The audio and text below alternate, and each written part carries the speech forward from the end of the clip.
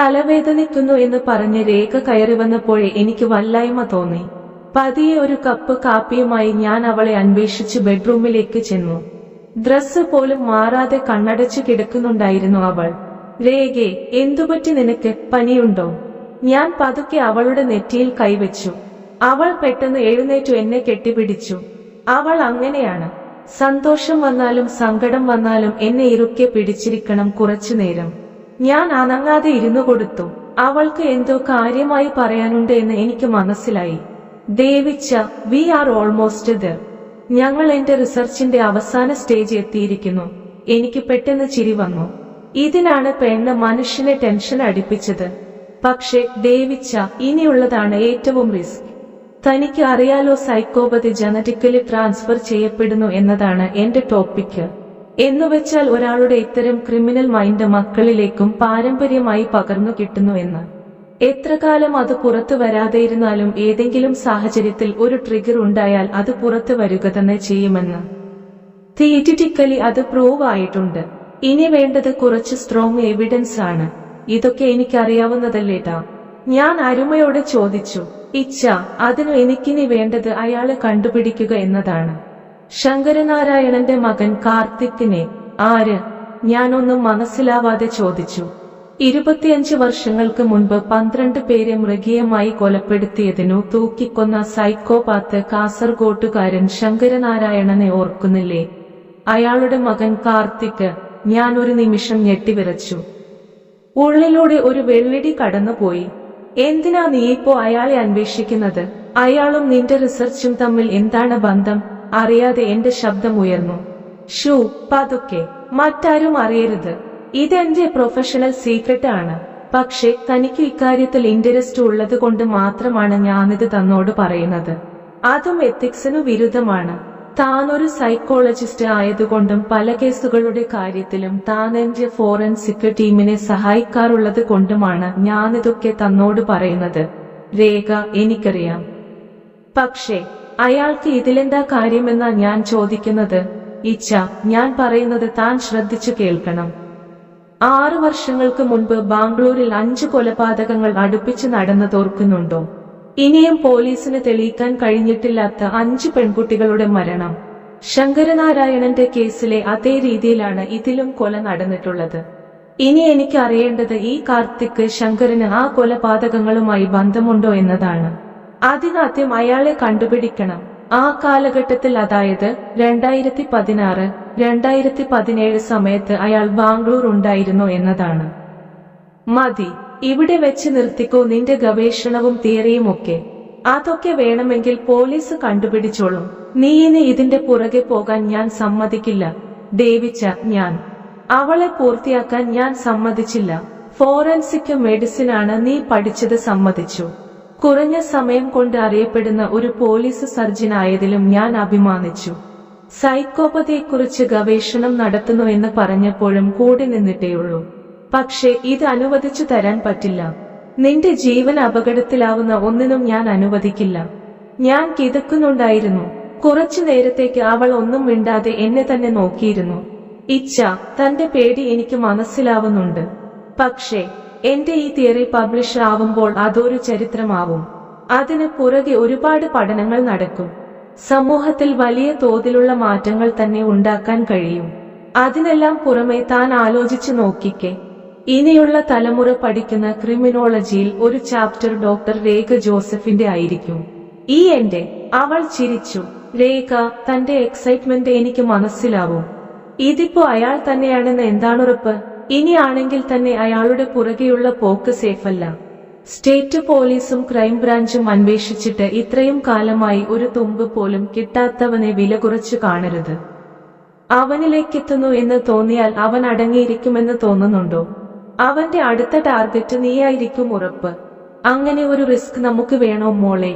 ഞാൻ അവളെ നിരുത്സാഹപ്പെടുത്താൻ ശ്രമിച്ചു. ഏട്ടോ, താനിത്ര ടെൻഷൻ ആവണ്ട. പോലീസിന്റെ ഒരു ടീം തന്നെ കൂടെയുണ്ട്. ഞങ്ങൾ ആരംഭിച്ചു കഴിഞ്ഞു, അവൾ പറഞ്ഞു. ടീമെന്ന് പറയുമ്പോൾ നിന്റെ IG ആദിത്യനായിരിക്കും ലീഡർ?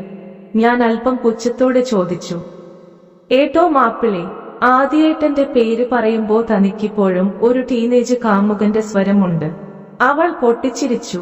പിന്നെ അതൊന്നുമല്ല, ഈ പറഞ്ഞവൻ നേർക്ക് നേരെ വന്നാൽ ആ കിഴങ്ങനെ കൊണ്ടൊന്നും അനങ്ങാൻ പറ്റില്ലെന്ന് പറഞ്ഞെന്നേ ഉള്ളൂ. ഞാനും സിറ്റുവേഷനു കുറച്ചു അയവ് വരുത്താൻ ശ്രമിച്ചു. മോളെ, ഞാൻ പഠിച്ച സൈക്കോളജി അനുസരിച്ച് അവൻ ഇപ്പോൾ 5-6 വർഷമായി അനങ്ങുന്നില്ലെങ്കിൽ അതിനർത്ഥം എന്തോ ഒന്ന് അവനെ തടയുന്നുണ്ട് എന്നാണ്. അത് ഒരുപക്ഷെ അയാളു ജീവനോടെ ഇല്ല എന്നതാവാം, അല്ലെങ്കിൽ അയാൾ ഈ നാട് വിട്ടുപോയതാകാം, ചിലപ്പോൾ ആരുടെയെങ്കിലും ഭ്രാന്തമായ പ്രണയവുമാവാം. ഇനി അവസാനത്തേതാണെങ്കിൽ അയാൾക്ക് ആ ബന്ധം നഷ്ടപ്പെടുമെന്ന തോന്നൽ മതി അയാൾ അടക്കിവെച്ചിരിക്കുന്ന കൊലപാതക ചിന്തക്ക് ട്രിഗർ ആവാൻ. അയാളെ തടയാൻ എളുപ്പമാവില്ല. ഞാൻ വീണ്ടും നിരുത്സാഹപ്പെടുത്താൻ ശ്രമിച്ചു. ഇച്ഛ, ഒരു തെറ്റും ചെയ്യാതെ ക്രൂരമായി കൊല ചെയ്യപ്പെട്ട 5 പെൺകുട്ടികൾക്ക് നീതി വേണ്ടേ? മാത്രമല്ല, താൻ പറഞ്ഞ പോലെ അയാൾ ഒരു പെണ്ണിനോടൊപ്പം ജീവിക്കുന്നുണ്ടെങ്കിൽ ആ സ്ത്രീയുടെ ജീവനും അപകടത്തിലല്ലേ? ഏത് നിമിഷവും സംഭവിക്കാവുന്ന ഒരു മരണത്തിൽ നിന്ന് അവരെയും മറ്റു ഒരുപാട് പേരെയും രക്ഷിക്കാൻ കഴിഞ്ഞാൽ നല്ലതല്ലേ? പിന്നെ അവർക്ക് കുഞ്ഞുങ്ങളുണ്ടെങ്കിൽ അവരും ഭാവിയിൽ സമൂഹത്തിനു അപകടമായേക്കാമെന്ന് നേരത്തെ തിരിച്ചറിയണ്ടേ?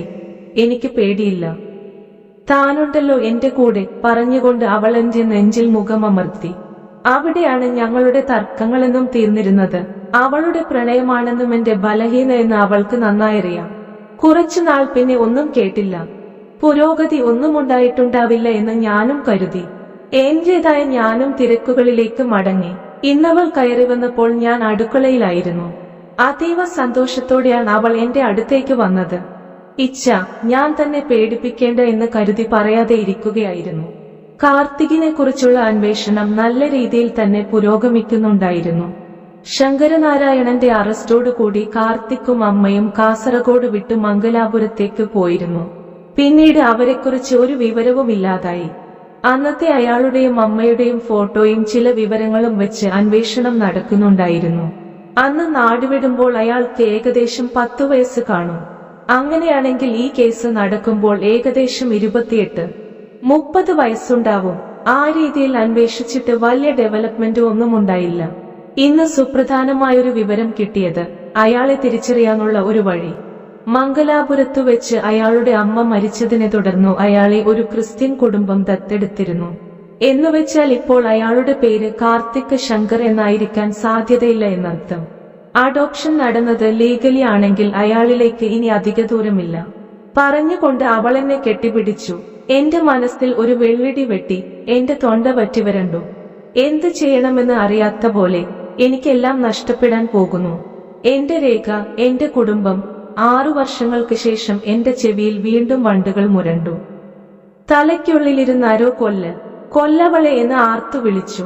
പുതിയൊരു ഇര മുന്നിൽ കിട്ടുമ്പോഴുണ്ടായിരുന്ന ഉന്മാദം വീണ്ടും അനുഭവിച്ചു. ഡേവിഡ് എബ്രഹാം എന്ന ഞാൻ രേഖയോടുള്ള ഭ്രാന്തമായ പ്രണയത്തിൽ അടക്കി നിർത്തിയിരുന്ന എന്റെ ഉള്ളിലെ ആ പഴയ കാർത്തിക് ഉയർത്തെഴുന്നേൽക്കുന്ന പോലെ.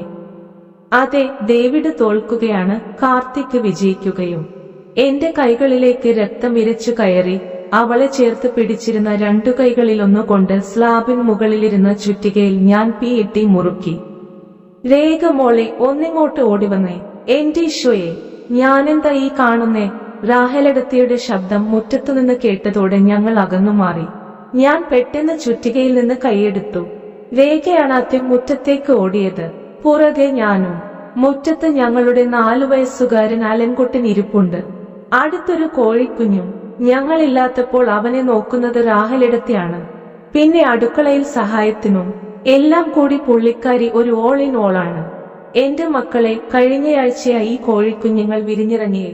ഇതിപ്പോ 4 ദിവസമായി കുഞ്ഞുങ്ങൾ ഓരോന്നും ഈരണ്ടുമായി ചത്തുകിടക്കുന്നു. എന്നാ പറ്റിയേ എന്നോർത്ത് ഞാനാകെ മനപ്രയാസപ്പെട്ടിരിക്കുകയായിരുന്നു. ഇന്നിതാണ്ടേ, നോക്കുമ്പോ ഈ കൊച്ചിതിന്റെ കഴുത്തു പിടിച്ചു തിരിച്ചിട്ട് അത് കിടന്നു പിടയുന്നത് നോക്കിക്കൊണ്ടിരിക്കുന്നു. റാഹലെടുത്തി വീണ്ടും പദം പറയുന്നുണ്ട്. രേഖ അവരെ ആശ്വസിപ്പിക്കുന്നുണ്ട്.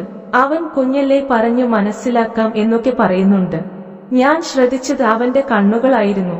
അത് വല്ലാതെ തിളങ്ങുന്നുണ്ടായിരുന്നു. ചുണ്ടിൽ ഒരു കൊച്ചുകുഞ്ഞിന് ചേരാത്ത വികലമായ ഒരു ചിരിയും.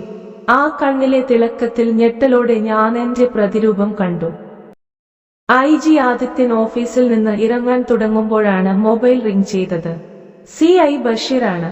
ബഷീറും ടീമുമാണ് കാർത്തിക് കേസിന്റെ അന്വേഷണവുമായി ബാംഗ്ലൂർ ഉള്ളത്. ഒരാഴ്ചയോളമായി അവർ ഇതിന്റെ പുറകിൽ തന്നെയായിരുന്നു.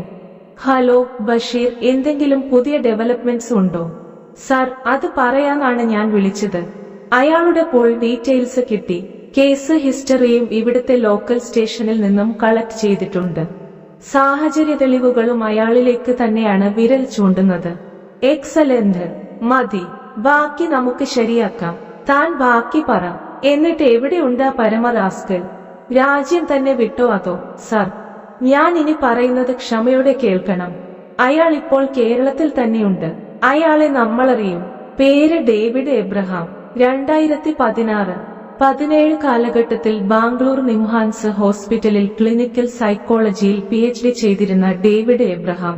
നോ ബഷീർ, താൻ ഉദ്ദേശിച്ചത് ഒരിക്കലും അത്. ആദിത്യൻ പതറി. സർ, ഇതാണ് ഞാൻ പറഞ്ഞത്. സർ, ഇത് ക്ഷമയോടെ കേൾക്കണമെന്ന്. കൺഫേം ആണ്. നമ്മുടെ ഡോക്ടർ രേഖയുടെ ഭർത്താവ് ഡേവിഡ് തന്നെ. ഓർഫനേജിൽ നിന്ന് അയാളെ ദത്തെടുത്ത ദമ്പതികളുടെ ഡീറ്റെയിൽസ് എല്ലാം കറക്റ്റ് ആണ്.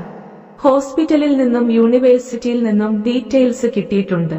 പിന്നെ ഡിജിറ്റലി കൊച്ചു കാർത്തികിന്റെ ഫോട്ടോ ഇപ്പോഴത്തെ പ്രായത്തിലേക്ക് കോൺവെർട്ട് ചെയ്തതും മാച്ചിങ് ആണ്. ബഷീർ, തനിക്കിനി എന്തെങ്കിലും ഡീറ്റെയിൽസ് വേണമെങ്കിൽ അതും കളക്ട് ചെയ്യുക. ആ സമയത്ത് കൂടെ പഠിച്ചവരോ വർക്ക് ചെയ്തവരോ അങ്ങനെ കിട്ടാവുന്നതിന്റെ മാക്സിമം. ഇക്കാര്യത്തിൽ നമുക്ക് തെറ്റുപറ്റിക്കൂടാ. പിന്നെ ഇനിയുള്ള നീക്കങ്ങൾ സ്ട്രിക്ട്ലി കോൺഫിഡൻഷ്യൽ ആയിരിക്കണം. രേഖ കോണ്ടാക്ട് ചെയ്താൽ ഒരു ഡെവലപ്മെന്റും ഇല്ലെന്നേ പറയാവൂ. തിരിച്ചു വരുമ്പോൾ റിപ്പോർട്ട് ടു മീ ഡയറക്ട്ലി. മനസ്സിലായോ? ആദിത്യൻ പറഞ്ഞു. Yes sir. Basheer phone cut ചെയ്തിട്ടും ആദിത്യൻ നെറ്റിയിൽ കൈയമർത്തി സീറ്റിൽ തന്നെ ഇരുന്നു. ഇന്നൊരു തിരക്കേറിയ ദിവസമായിരുന്നു. 3-4 പോസ്റ്റ്മോർട്ടം ഇനിയും അവശേഷിക്കുന്നു. അപ്പോഴാണ് മൊബൈലിൽ ആദിയേട്ടന്റെ കോൾ വന്നത്. എത്രയും പെട്ടെന്ന് ഗസ്റ്റ് ഹൌസിലേക്ക് ഒന്ന് ചെല്ലാൻ. ബാക്കിയുള്ള കേസുകൾ അത്ര കോംപ്ലിക്കേറ്റഡ് അല്ലാത്തതിനാൽ ജൂനിയേഴ്സിനെ ഏൽപ്പിച്ചു ഞാൻ ഗസ്റ്റ് ഹൌസിലേക്ക് പോയി. എന്തുപറ്റി ആവോ ആദിയേട്ടൻ ഓഫീസിലേക്ക് വിളിക്കാതെ ഗസ്റ്റ് ഹൌസിൽ ചെല്ലാൻ പറഞ്ഞത്? എന്തെങ്കിലും സീക്രട്ട് ആയിരിക്കും. അവിടെ ചെന്നപ്പോൾ ബഷീറിനെ കൂടെ കണ്ടപ്പോൾ ഉറപ്പിച്ചു കാർത്തിക്കിനെ കുറിച്ചുള്ള ഇൻഫർമേഷൻ തന്നെയാവും വിഷയമെന്ന്. എന്റെ ഹൃദയം മിടിക്കുന്നത് എനിക്ക് കേൾക്കാനുണ്ടായിരുന്നു. ഹായ് ബഷീർ, എനിക്ക് ഉറപ്പാണ് താൻ എനിക്കൊരു നല്ല വാർത്തയുമായാണ് വന്നിരിക്കുന്നത്. അല്ലേ ആദിയേട്ട? രണ്ടുപേരോടും എനിക്ക് പൂർണ്ണ സ്വാതന്ത്ര്യമുണ്ട്. ആദിയേട്ടൻ പപ്പയുടെ അടുത്ത സുഹൃത്തിന്റെ മകനാണ്. ഒരു കുടുംബം പോലെയാണ് ഞങ്ങൾ വളർന്നത്. എന്നെ സ്വന്തം പെങ്ങളായി തന്നെയാണ് അദ്ദേഹം കണ്ടിട്ടുള്ളത്. എന്തുകൊണ്ടോ ഡേവിക്ക് അദ്ദേഹത്തെ അത്ര താല്പര്യമില്ല.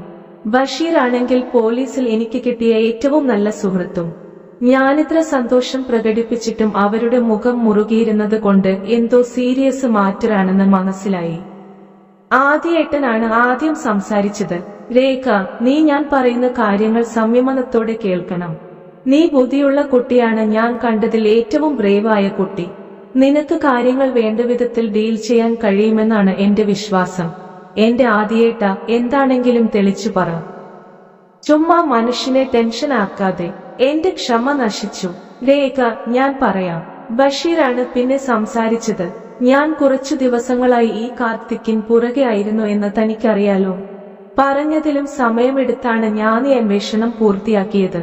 മാക്സിമം ഡീപ്പ് ആയി തന്നെ അന്വേഷിച്ചു. കിട്ടാവുന്ന ഡീറ്റെയിൽസ് മുഴുവൻ കളക്ട് ചെയ്തു. ഞാൻ ശരിയാണെന്ന് വീണ്ടും വീണ്ടും ഉറപ്പിച്ചു. കാരണം ഇക്കാര്യത്തിൽ എനിക്ക് റിസ്ക് എടുക്കാൻ വയ്യായിരുന്നു. ഒന്ന് നിർത്തി അവൻ തുടർന്നു. അന്ന് കാർത്തികിനെ ദത്തെടുത്തത് ജർമ്മനിയിൽ സെറ്റിലായിരുന്ന ഒരു ദമ്പതികളാണ്. ഒരു എബ്രഹാം വർക്കിയും ലിസ എബ്രഹാമും. അവർ അവന്റെ പേര് മാറ്റി ഡേവിഡ് എന്നാക്കി. Doctor David Abraham, clinical psychologist, Thiruvananthapuram medical college. No no, ഞാൻ അലറുകയായിരുന്നു. ഞാൻ വിശ്വസിക്കില്ല. നിങ്ങൾക്ക് തെറ്റുപറ്റി. എനിക്കറിയില്ലേ എന്റെ ഡേവിച്ചിനെ. You can't do this to me. ഞാൻ പൊട്ടിക്കരഞ്ഞുകൊണ്ട് ബഷീറിന്റെ ഷർട്ടിൽ പിടിച്ചുലച്ചു. ബഷീർ പ്രതികരിച്ചില്ല. എനിക്ക് ഇത് ഉൾക്കൊള്ളാൻ കുറച്ചു സമയം വേണം എന്നവർക്ക് തോന്നിക്കാണും. രേഖ, മോളെ, നമുക്ക് തെളിവുകളുണ്ട്. അവന്റെ പേരൻസ് സമ്മതിച്ചതുമാണ്. ജർമ്മനിയിൽ ഡിഗ്രിയും മാസ്റ്റേഴ്സും എടുത്ത അവൻ എന്തിനാ PhDക്ക് ഇന്ത്യയിലേക്ക് വന്നത് എന്ന് ഞാൻ നിങ്ങളുടെ മാര്യേജിന്റെ സമയത്ത് അവനോട് ചോദിച്ചത് ഓർക്കുന്നുണ്ടോ? നാട്ടിൽ സെറ്റിൽ ആവാനാണ് ആഗ്രഹം എന്നൊക്കെ അന്നവൻ പറഞ്ഞു. പക്ഷേ ജർമ്മനിയിൽ വെച്ച് അവന്റെ സ്വഭാവത്തിൽ ചില മാറ്റങ്ങൾ കണ്ടു തുടങ്ങിയപ്പോൾ, അവനെപ്പറ്റി സ്ഥിരം കംപ്ലൈന്റ് ആയി തുടങ്ങിയപ്പോൾ, ഒരു മാറ്റം എന്ന നിലക്കാണ് അവരെല്ലാം നിർത്തിപ്പോരാൻ തീരുമാനിച്ചത്. ഇവിടെ വന്നു പഠനത്തിൽ കേന്ദ്രീകരിച്ചു എന്നവർ തെറ്റിദ്ധരിച്ചു. ഇതിനോടകം മകനുമായി അവർ മാനസികമായി അകന്നു കഴിഞ്ഞിരുന്നതിനാലും അവർക്ക് ഇവിടെ കാര്യമായി ഒന്നും ചെയ്യാനില്ലാത്തതിനാലും അവർ ജർമ്മനിക്ക് തിരിച്ചുപോയി. ബാക്കിയുള്ള കാര്യം നിനക്കറിയാവുന്നതാണ്. ഇവിടെ മെഡിക്കൽ കോളേജിൽ വെച്ച് നിങ്ങൾ പ്രണയത്തിലാവുന്നതും വിവാഹം കഴിക്കുന്നതും. പഴയ കാര്യങ്ങളൊന്നും നീയും കുടുംബവും അറിയരുതെന്നു അവൻ പേരൻസിനെ നിർബന്ധിച്ചു. ഒരു കുടുംബം ഉണ്ടാകുന്നതോടെ അവൻ ഇനി പഴയ രീതിയിലേക്ക് പോകില്ലെന്ന് കരുതി അവരുമെല്ലാം മറച്ചുവെച്ചു. ഒരു തരത്തിലും പഴയ കാര്യങ്ങൾ നീ അറിയാതിരിക്കാൻ ഒരു ബന്ധുക്കളുമായോ സുഹൃത്തുക്കളുമായോ നിന്നെ അടുപ്പിച്ചില്ല. ഞാൻ എല്ലാം കേട്ടുകൊണ്ടിരുന്നു. എന്റെ മനസ്സിലേക്ക് ജീവിതത്തിൽ സംഭവിച്ച ഓരോ കാര്യങ്ങളും കടന്നുവന്നു. ഇപ്പോൾ ചിത്രങ്ങൾക്ക് ഒരു വ്യക്തത കിട്ടുന്നുണ്ട്. സ്നേഹം കൊണ്ട് അന്ധത ബാധിച്ച എനിക്ക് പലതും കാണാൻ കഴിഞ്ഞില്ല. മോളെ, രേഖെ, ആദ്യേട്ടൻ വീണ്ടും വിളിച്ചു. സമയം ഏറെയായിരിക്കുന്നു. ഞാനിത് ഇരുപ്പ് ഇരിക്കാൻ തുടങ്ങിയിട്ട്. നിർമ്മലയോട് ഞാൻ പറഞ്ഞിട്ടുണ്ട് അലൻ മോനെ വീട്ടിലേക്ക് കൂട്ടാൻ. ഡേവിഡിനെ അറസ്റ്റ് ചെയ്യുമ്പോൾ കുഞ്ഞ് അവിടെ വേണ്ട. നീ ആ രാഹുലിനോട് വീട്ടിൽ പൊക്കോളാൻ പറ. അറസ്റ്റ് ചെയ്താലും നമുക്കൊന്നും ചെയ്യാനില്ല. എത്രയും പെട്ടെന്ന് കർണാടക പോലീസിന് കൈമാറണം, ആദ്യേട്ടൻ പറഞ്ഞു. ആദ്യേട്ടന്റെ ഭാര്യ നിർമ്മല ചേച്ചിയാണ് അലൻകുട്ടൻ പഠിക്കുന്ന സ്കൂളിന്റെ പ്രിൻസിപ്പൽ.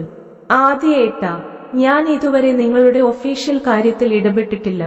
ഇത്തവണ എനിക്ക് വേണ്ടി ഒരു വിട്ടുവീഴ്ച ചെയ്യണം, എന്റെ അപേക്ഷയാണ് പ്ലീസ്. ഞാൻ പ്രതീക്ഷയോടെ രണ്ടുപേരുടെയും മുഖത്തേക്ക് നോക്കി. അവനെപ്പോലൊരുത്തനെ വെറുതെ വിടണമെന്ന് താൻ ആവശ്യപ്പെടില്ല എന്ന് തന്നെയാണ് ഞങ്ങളുടെ വിശ്വാസം. ബഷീറിന്റെ ശബ്ദം കനത്തിരുന്നു. ഒരിക്കലും ഇല്ല. പക്ഷേ നമ്മൾ അന്വേഷിച്ചു കണ്ടുപിടിച്ചു എന്നല്ലാതെ അദ്ദേഹം സ്വയം കീഴടങ്ങിയാൽ നിയമത്തിന്റെ എന്തെങ്കിലും ആനുകൂല്യം കിട്ടിയേക്കും എന്ന് എനിക്കൊരു പ്രതീക്ഷയുണ്ട്. അതിന് ഇന്നൊരു ദിവസം എനിക്ക് തരാമോ? നാളെ ഡേവിഡിനെ കൊണ്ട് ഞാൻ തന്നെ വരാം കീഴടങ്ങാൻ. പ്ലീസ്. ഞാൻ കൈകൂപ്പി. എന്ത് വിഡ്ഢിത്തമാണ് കുട്ടി നീ പറയുന്നത്? അവനെ നിനക്കറിയില്ല. പിടിക്കപ്പെടും എന്നറിയുന്ന നിമിഷം അവൻ എന്തും ചെയ്യും. അങ്ങനെ നിന്നെ വെച്ചൊരു റിസ്ക് എടുക്കാൻ ഞാൻ തയ്യാറല്ല, ആദ്യേട്ടൻ തറപ്പിച്ചു പറഞ്ഞു. ഇല്ല ഏട്ടാ, ഒന്നും സംഭവിക്കില്ല. എന്നെ ഒന്നും ചെയ്യാൻ അദ്ദേഹത്തിന് കഴിയില്ല. കഴിയുമായിരുന്നെങ്കിൽ എന്നെ ആകാമായിരുന്നു. എനിക്ക് വേണ്ടി ഇത് മാത്രം. ദയവു ചെയ്ത് മോനെ കൊണ്ടുപോയിക്കൊള്ളാൻ നിമ്മിച്ചേച്ചിയോട് പറഞ്ഞേക്ക്. ഇന്നൊരു രാത്രി ഞങ്ങൾ മാത്രം മതി, ഞാൻ നിശ്ചയദാർഢ്യത്തോടെ പറഞ്ഞു. ശരി, നിന്റെ ധൈര്യം പോലെ. പക്ഷേ വീടിനു മുന്നിൽ പോലീസ് ഉണ്ടാവും. എന്ത് പന്തികേട് തോന്നിയാലും വിളിക്കണം. പിന്നെ ഈ റിവോൾവർ കയ്യിൽ വെക്കൂ. അവൻ നിന്റെ നേർക്ക് വന്നാൽ പിന്നൊന്നും നോക്കണ്ട. Shoot him down. ബാക്കി ഞാൻ നോക്കിക്കോളാം. മനസ്സിലായോ? ആദ്യേട്ടൻ ആ തോക്ക് എന്റെ കയ്യിൽ വെച്ച് തന്നു. ഞാൻ വീട്ടിലെത്താൻ വൈകുമെന്നും മോനെ ചേച്ചി കൊണ്ടുപോയി എന്നും വിളിച്ചു പറഞ്ഞിരുന്നതിനാൽ എന്തോ പന്തികേട് തോന്നിയിരുന്നെങ്കിലും അത്താഴം ഒരുക്കി കാത്തിരിക്കുന്നുണ്ടായിരുന്നു ഡേവിഡ്സൺ. അത്താഴം കഴിഞ്ഞു പതിവ് പോലെ ടെറസിലേക്ക് പോയി. അവിടെ ഇരുന്നാണ് ഞങ്ങൾ എല്ലാ കാര്യങ്ങളും ഡിസ്കസ് ചെയ്യാറുള്ളത്. ഞാൻ തന്നെയാണ് സംസാരിച്ചു തുടങ്ങിയത്. ഇച്ഛ, ഞങ്ങൾ അയാളെ തിരിച്ചറിഞ്ഞു. കാർത്തികിനെ. ബാംഗ്ലൂരിൽ വെച്ച് 5 പാവം പെൺകുട്ടികളെ യാതൊരു ദാക്ഷിണ്യവുമില്ലാതെ കൊന്നുകളഞ്ഞ. എന്നിട്ട് ഈ നിമിഷം വരെയും മനസ്താപമില്ലാതെ ജീവിച്ച ആ മാനസിക രോഗി നിങ്ങളായിരുന്നല്ലേ? എന്തൊക്കെയോ ശക്തമായ ഭാഷയിൽ ചോദിക്കണമെന്നും അയാൾക്കെതിരെ പൊട്ടിത്തെറിച്ചു പോകുമെന്നും കരുതിയിട്ടും എന്തുകൊണ്ടോ എന്റെ ശബ്ദം വല്ലാതെ ദുർബലമായിരുന്നു. എന്നിട്ടും ഞാൻ പ്രതീക്ഷിച്ച ഞെട്ടലോ തകർച്ചയോ ഒന്നും ഞാൻ ആ മുഖത്ത് കണ്ടില്ല. ചെറിയൊരു വിളർച്ച തോന്നി, അത്രമാത്രം. നീ അറിഞ്ഞതെല്ലാം സത്യമാണ്. ഞാൻ തന്നെയാണത്. ഏതു നിമിഷവും ഈ ചോദ്യം പ്രതീക്ഷിച്ചു തന്നെയാണ് ഞാൻ ഈ അടുത്തിടെയെല്ലാം ജീവിച്ചത്. നീ പറഞ്ഞ പോലെ ഒരു മാനസിക രോഗം തന്നെയായിരിക്കണം അത്. ഒരാളെ കൊല്ലണമെന്ന് തോന്നിയാൽ എനിക്ക് എന്നെ കൺട്രോൾ ചെയ്യാൻ കഴിയുമായിരുന്നില്ല. പക്ഷെ മോളെ, നിന്നെ കണ്ടതിൽ പിന്നെ, നീ എന്റെ ജീവിതത്തിൽ വന്നതിൽ പിന്നെ ഞാൻ ഒരു തെറ്റും ചെയ്തിട്ടില്ല. നീയാണേ നമ്മുടെ മോനാണ് സത്യം. നീ എന്നെ രക്ഷിക്കണം. ആദ്യം നിന്റെ സഹോദരനല്ലേ? നീയും അദ്ദേഹവും വിചാരിച്ചാൽ ഇത് പുറത്തറിയാതെ വെക്കാൻ കഴിയില്ലേ? ഒഫീഷ്യൽ അന്വേഷണം ഒന്നുമല്ലല്ലോ. പ്ലീസ്, ഞാൻ നിന്റെ കാലു പിടിക്കാം. നമ്മുടെ മോന് വേണ്ടി ഇതെങ്കിലും എനിക്ക് വേണ്ടി ചെയ്തോടെ. അയാൾ കെഞ്ചുകയായിരുന്നു. ആ കണ്ണുകൾ നിറഞ്ഞൊഴുകുന്നുണ്ടായിരുന്നു. എന്റെ ഉള്ളൊന്നു പിടഞ്ഞു. പാടില്ല, ഞാൻ പതറിക്കൂടാ. മക്കളെ നഷ്ടപ്പെട്ട ആ മാതാപിതാക്കളുടെ കണ്ണീരിനു മുന്നിൽ ഇതിനെന്ത് വില? നിനക്കറിയാലോ എന്റെ റിസർച്ച് ടോപ്പിക് മരണത്തിന് തൊട്ടുമുന്നിലുള്ള ഓരോ മനുഷ്യരുടെയും മാനസികാവസ്ഥയെക്കുറിച്ചായിരുന്നു അത്. ബുക്കുകളിൽ നിന്നും വീഡിയോകളിൽ നിന്നും കിട്ടിയ അറിവ് ഒന്നും എനിക്ക് സാറ്റിസ്ഫാക്ഷൻ തന്നില്ല. പിന്നെ ഞാനെന്ത് ചെയ്യും? നേരിട്ട് കണ്ടറിയുകയല്ലാതെ. എന്റെ റിസർച്ചിന് വലിയ അംഗീകാരമാണ് കിട്ടിയത്. ആത്മഹത്യയുടെ വക്കിലുള്ള പലരെയും ഈ പഠനം വഴി തിരിച്ചറിയാൻ കഴിയുമെന്നും കൗൺസിലിംഗിലൂടെ ജീവിതത്തിലേക്ക് മടക്കിക്കൊണ്ടുവരാൻ കഴിയുമെന്നുമാണ് അന്ന് എന്റെ പ്രൊഫസർ എന്റെ തീസിസ് പബ്ലിഷ് ചെയ്തപ്പോൾ പറഞ്ഞത്. അങ്ങനെ നോക്കിയാൽ ഞാൻ സമൂഹത്തിന്റെ നല്ലതിനു വേണ്ടിയല്ലേ ചെയ്തത്? പറ, നീ വിചാരിച്ചാൽ എന്നെ രക്ഷിക്കാൻ കഴിയില്ലേ? ഞാൻ ഞെട്ടിത്തെറിച്ചു നിൽക്കുകയായിരുന്നു. എന്റെ ഭർത്താവിന്റെ ഞാൻ ഇതുവരെ കാണാത്ത ഒരു മുഖം. ഇച്ഛ, ഇനിയും ന്യായീകരിക്കാൻ നിങ്ങൾക്ക് നാണമില്ലേ?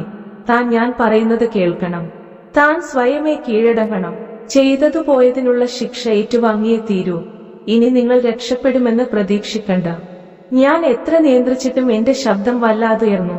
എനിക്ക് രക്ഷപ്പെടാൻ നിന്റെ സമ്മതം വേണമെന്നാരാടി പറഞ്ഞത്? പുല്ല് പോലെ ഞാനിവിടെ നിന്ന് പോകും. ഒരുത്തനും എന്നെ തടയാൻ കഴിയില്ല. അതിനുവേണ്ടി ഞാൻ എന്തും ചെയ്യും. എന്തും. അയാൾ ചാടിയെഴുന്നേറ്റ് എന്റെ കഴുത്തിനു കുത്തിപ്പിടിച്ചു. ആ കണ്ണുകൾ ചുവക്കുന്നതും വല്ലാതെ തിളങ്ങുന്നതും ഞാൻ കണ്ടു. എങ്കിലും അക്ഷോഭിയായി ഞാൻ ആ മുഖത്തേക്ക് നോക്കി നിന്നു. നിങ്ങൾക്ക് എന്നെ എന്ത് ചെയ്യാൻ കഴിയും? കൊല്ലുമോ എന്നെ? കഴിയില്ല. കാരണം ഞാൻ എപ്പോഴേ മരിച്ചു കഴിഞ്ഞിരിക്കുന്നു. സത്യത്തിൽ നിങ്ങൾ കൊന്നത് 5 പേരെ അല്ല, 6 പേരെ. പിന്നെ നിങ്ങൾ എത്ര ശ്രമിച്ചാലും ഇവിടെ നിന്ന് രക്ഷപ്പെടില്ല. പുറത്ത് പോലീസുണ്ട്. പണ്ടത്തെ പോലെയല്ല. ഇന്ന് നിങ്ങൾക്ക് വ്യക്തമായ മുഖവും ഐഡന്റിറ്റിയും ഉണ്ട്. അയാൾ പതുക്കെ എന്റെ കഴുത്തിൽ നിന്ന് കൈയെടുത്തു. ആലോചിക്ക്. നമ്മളായിട്ട് കീഴടങ്ങിയാൽ നിയമപരമായി എന്തെങ്കിലും ആനുകൂല്യം കിട്ടും. നിങ്ങൾക്ക് കിട്ടാവുന്ന മാക്സിമം നിയമസഹായം ഞാൻ ചെയ്യും. കാരണം അറ്റ്ലീസ്റ്റ് എനിക്കും നമ്മുടെ മോനുമെങ്കിലും നിങ്ങൾ നല്ലവനായിരുന്നു. കരഞ്ഞു പോകുമെന്ന് തോന്നിയപ്പോൾ ഞാൻ OIT ബെഡ്റൂമിൽ കയറി വാതിൽ അടച്ചു. എത്ര നേരം ഞാൻ അങ്ങനെ ഇരുന്നു എന്നറിയില്ല. ഇടയ്ക്ക് എപ്പോഴോ ഡേവി വാതിലിൽ മുട്ടി വിളിക്കുന്നുണ്ടായിരുന്നു. ഞാൻ പ്രതികരിച്ചില്ല. ഒരു രാത്രി മുഴുവൻ ആലോചിച്ചു അനുയോജ്യമായ തീരുമാനം എടുക്കട്ടെ എന്ന് കരുതി. എപ്പോഴോ ഉറങ്ങിപ്പോയി. എഴുന്നേറ്റപ്പോഴേക്കും നേരം വെളുത്തിരുന്നു. ഡേവിച്ചനെ എവിടെയും കണ്ടില്ല. ഗസ്റ്റ് റൂമിന്റെ ഡോർ അടഞ്ഞിരുന്നതിനാൽ അതിൽ മുട്ടി. കുറെ നേരം കഴിഞ്ഞിട്ടും തുറക്കാത്തതിനാൽ പന്തികേട് തോന്നി ഞാനോടി പുറത്തിറങ്ങി ജനൽ വഴി നോക്കിയപ്പോൾ എന്റെ ഡേവി ഫാനിൽ തൂങ്ങി നിൽക്കുന്നു. ഒരു നിമിഷത്തെ വിറങ്ങലിപ്പ്, ഒരു തളർച്ച, പിന്നെ ആകെ ഒരു മരവിപ്പ്. ഇദ്ദേഹം ആത്മഹത്യ ചെയ്തേക്കുമെന്ന് ഞാനെന്താണ് ചിന്തിക്കാതെ പോയത്? ഇത്രയും ക്രൂരമായ മനസ്സുള്ള ഒരു വ്യക്തി സൂയിസൈഡ് ചെയ്യാനും മാത്രം വീരുവാകില്ല എന്ന് കരുതിയോ, അതോ മനസ്സുകൊണ്ടെങ്കിലും ഈ മരണം ഞാൻ ആഗ്രഹിച്ചിരുന്നു? ആളുകൾ കൂടിയതും പോസ്റ്റ്മോർട്ടം കഴിഞ്ഞതും ബോഡി അടക്കം ചെയ്തതും എല്ലാം ഒരു ദുസ്വപ്നം പോലെ. ഒരു കത്തെഴുതി വെച്ചിരുന്നത്രേ, എല്ലാത്തിനും മാപ്പ്, നിന്നെയും ഈ ജീവിതവും ഞാൻ അർഹിക്കുന്നില്ല. അത്ര മാത്രം. ആളുകൾ അവർക്കാകും പോലെ കഥകൾ മെനഞ്ഞു. ആദ്യേട്ടനും ബഷീറും എല്ലാത്തിനും കൂടി നിന്നു. മകന്റെ ശരീരം കാണാൻ വന്ന അപ്പനും അമ്മയും താമസിയാതെ തിരിച്ചുപോയി. ഇതിനിടയിൽ അവർ എനിക്കും മോനുമുള്ള വിസ ശരിയാക്കിയിരുന്നു. ഇനിയുള്ള ജീവിതം അവിടെയാണ് നല്ലത് എന്നെനിക്കും തോന്നി. ഈ സാഹചര്യങ്ങളിൽ നിന്ന് മാറി നിൽക്കണം. വിവരങ്ങൾ അറിയിച്ചപ്പോൾ ആദ്യേട്ടനും എതിർപ്പ് പറഞ്ഞില്ല. ബഷീർ മാത്രം പറഞ്ഞു, ആ പഠന റിപ്പോർട്ട് പൂർത്തിയാക്കണമെന്ന്. ഇല്ല ബഷീർ, ഇനിയതിന് എനിക്ക് കഴിയില്ല. എന്റെ ഗവേഷണം ചിലപ്പോൾ വിജയിച്ചേക്കാം. എന്തായാലും അത് എനിക്ക് പരാജയം മാത്രമാണ്. എന്റെ മകന് അങ്ങനെ ഒരു പേഴ്സണാലിറ്റി ട്രൈറ്റ് ഉണ്ട് എന്ന് തെളിയിക്കപ്പെട്ടാൽ ഒരമ്മ എന്ന നിലയിൽ അതെന്റെ തകർച്ചയാണ്. പക്ഷേ എനിക്ക് കഴിയാവുന്ന വിധത്തിൽ ഞാൻ അവനെ ശ്രദ്ധിക്കും. കൗൺസിലിംഗോ ട്രീറ്റ്മെന്റോ എന്തുവേണമെങ്കിലും കൊടുക്കും. അതിന് മറ്റൊരു നാടാണ് നല്ലത്. പിന്നെ എന്റെ ഡേവിയും അവസാന നിമിഷം ആഗ്രഹിച്ചിരുന്നിരിക്കും ഈ കഥ പുറത്തറിയരുതെന്ന്. ആ കഥകൾ വായിച്ചു. അതിൽ പ്രചോദനം ഉൾക്കൊണ്ട് ആരും പരീക്ഷണങ്ങൾക്ക് മുതിരരുതെന്ന്. മറ്റൊരു ഡേവിഡ് ഇനിയുണ്ടാവരുതെന്ന്.